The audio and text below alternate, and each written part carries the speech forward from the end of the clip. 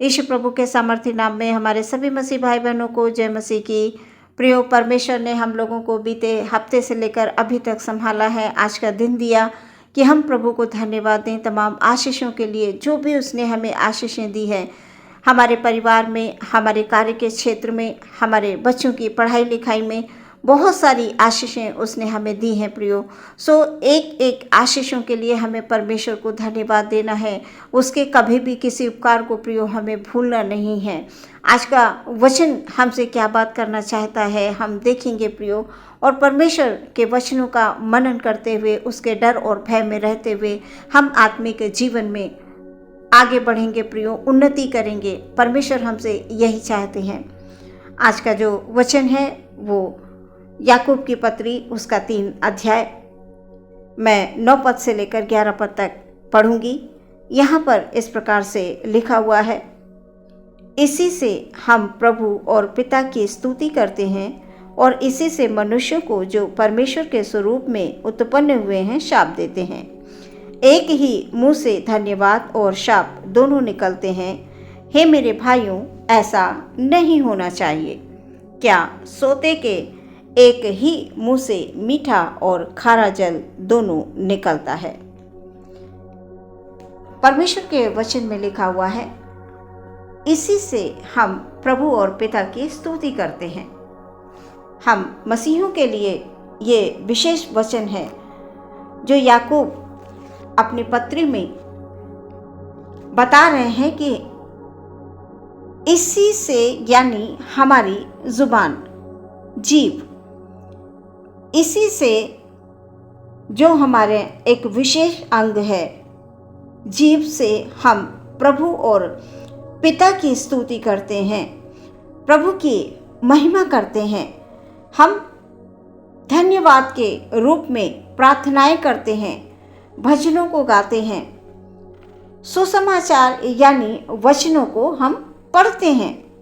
तमाम वचन हम इन होठों से, और जो हमारी जीवा है जो वचन के अनुसार एक विशेष अंग है, तो हम इसी से प्रभु की स्तुति करते हैं, उसकी प्रशंसा करते हैं, उसकी तारीफ करते हैं, उसका धन्यवाद देते हैं।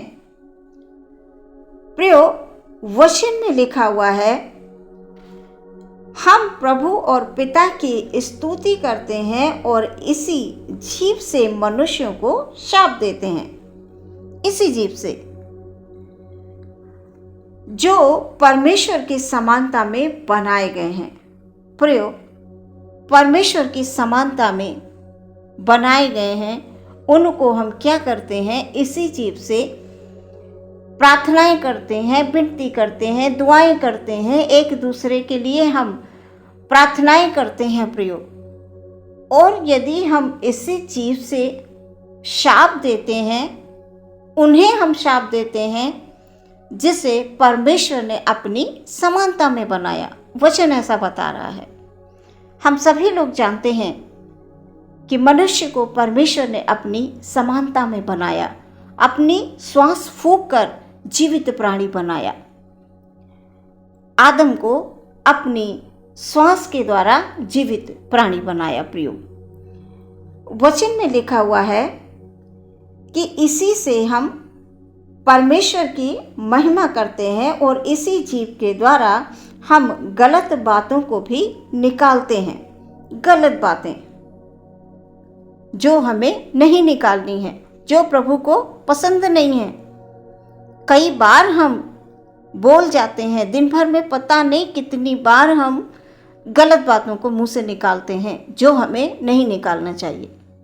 क्यों नहीं निकालना चाहिए प्रियो? हम मसीहों के लिए ये विशेष वचन है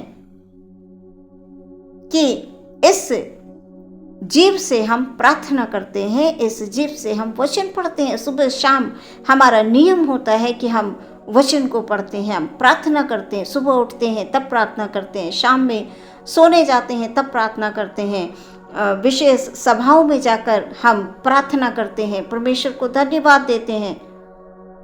प्रियो, हमारे जीवन का, हम मसीहों के जीवन का विशेष उद्देश्य प्रार्थना ही है प्रियो। और परमेश्वर का वचन ये बता रहा है कि हमें इस जीभ से गलत बातों को नहीं बोलना है। कतई हमें अपने जीभ से बिल्कुल भी ऐसा कुछ नहीं बोलना है जो वचन के विरुद्ध हो, यानी प्रभु को बिल्कुल पसंद ना हो। हर एक वचन हमें हर पल हर क्षण याद रखने हैं।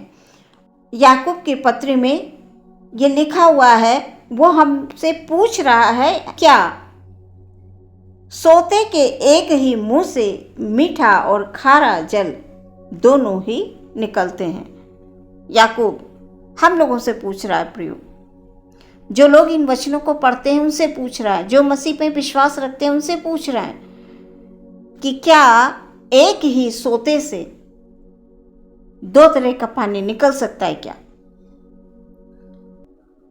दूसरे वचन में वो फिर पूछ रहा है, क्या अंजीर के वृक्ष में जैतून या अंगूर की लता में अंजीर लग सकते हैं? प्रियो, ये तमाम वचन हम मसीहों को जीवन में कुछ सिखाते हैं। वो ये सिखाते हैं कि हमें गलत बातों को मुंह से नहीं बोलना है, गलत सोच अपने हृदय में नहीं रखनी है, क्योंकि जब गलत सोच हमारे हृदय में होगी वही हमारी जुबान पर आएगी।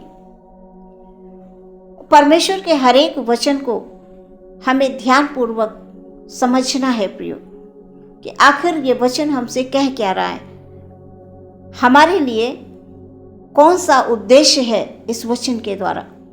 जैसे कि यहाँ पर लिखा हुआ है, क्या अंजीर के वृक्ष में जैतून या अंगूर की लता में अंजीर लग सकता है? वैसे ही खारे सोते से मीठा जल नहीं निकल सकता। याकूब कहता है, हे मेरे भाइयों, ऐसा नहीं होना चाहिए। प्रियो, हमें इस बात का विशेष ध्यान रखना है कि हमारी जीभ हमारे शरीर का एक विशेष अंग है। इसे हमें कैसे इस्तेमाल करना है, किस प्रकार से हमें लोगों के सामने बोलना है, क्योंकि हम जब प्रार्थनाएं करते हैं, दुआएं करते हैं, इसी जीभ से करते हैं। हमें इस बात का अवश्य ध्यान रखना है। याकूब 3:4 में उदाहरण दिया हुआ है, यह लिखा हुआ है, घोड़ों को वश में करने के लिए उसके मुंह में लगाम लगाई जाती है। इस लगाम के द्वारा उसके पूरे शरीर को नियंत्रण में रख सकते हैं। दूसरा यह है कि जहाज कितने बड़े होते हैं और वो तेज हवा की ताकत के द्वारा चलते हैं, पर इतने बड़े बड़े जहाज होते हैं, वे छोटे से पतवार के द्वारा चलाने वाला अपनी इच्छा के अनुसार जहाँ चाहे वहाँ पर जहाज को ले जा सकता है। जिस प्रकार एक छोटा सा पतवार बड़े जहाज को चलाने वाले की इच्छा के अनुसार जहाँ चाहे वहाँ जा सकता है, इसी प्रकार हमारे शरीर में ये जीभ है, जो देखने में तो बहुत छोटी सी है पर बहुत ही महत्वपूर्ण है, खास। इस छोटे से अंग के द्वारा हमारे पूरे शरीर पर और ये हमारे जीवन को, जो हमारा जीवन है, इस पर बहुत इसका असर पड़ता है प्रियो। यीशु मसीह ने कहा था कि जैसा तुम बोलोगे वैसा हो जाएगा, जैसा तुम अपने मुंह से यानी जीभ से बोलोगे वैसा हो जाएगा।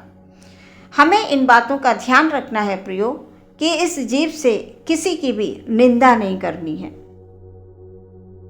अय्यूब के जीवन को हम देखते हैं कि उसके जीवन में कितनी ही परेशानियां आई, लेकिन वो अपने होठों से, अपनी जीभ से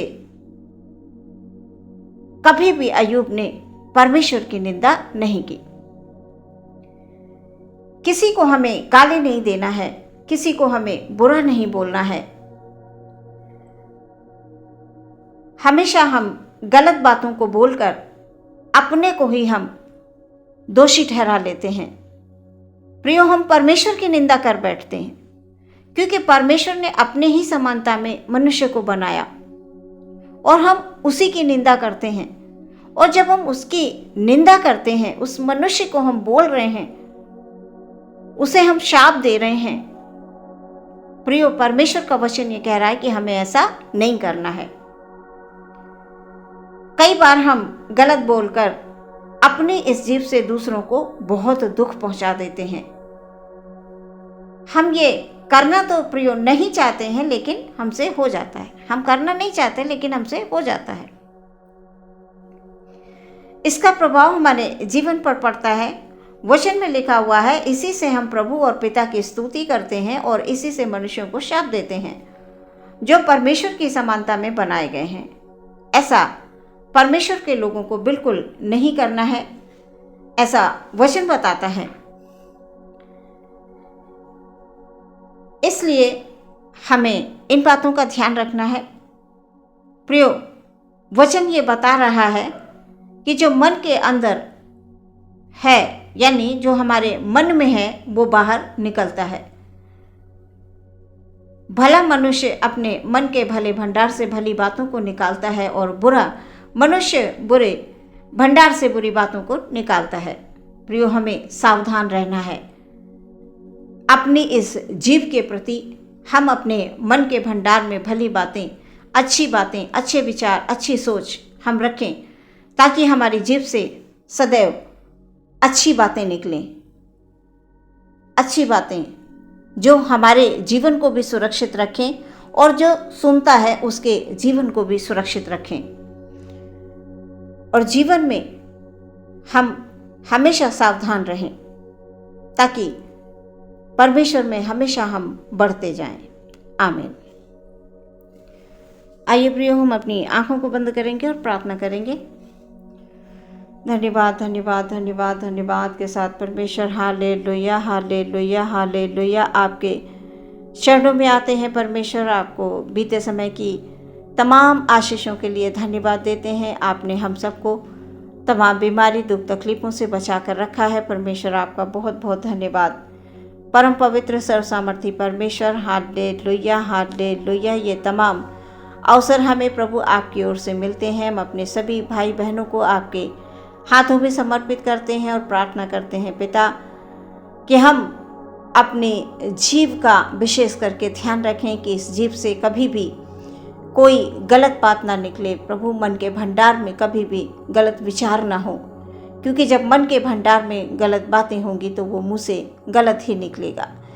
इसलिए हम प्रार्थना करते हैं परमेश्वर, हम अपने आप को, अपने भाई बहनों को आपके हाथों में समर्पित करते हैं पिता परमेश्वर। इस जीव से हम प्रभु की स्तुति और प्रशंसा करते हैं। इसका हमें विशेष ध्यान रखना है, ताकि हम प्रभु की महिमा करते हुए जीवन में आगे बढ़ते जाएं।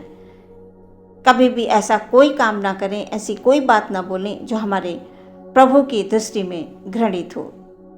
पूरा दिन आपके हाथों में समर्पित करते हुए प्रार्थना विश्वास के साथ मांगते हैं, मसीह यीशु के नाम से सुने और ग्रहण करें पिता। आमीन।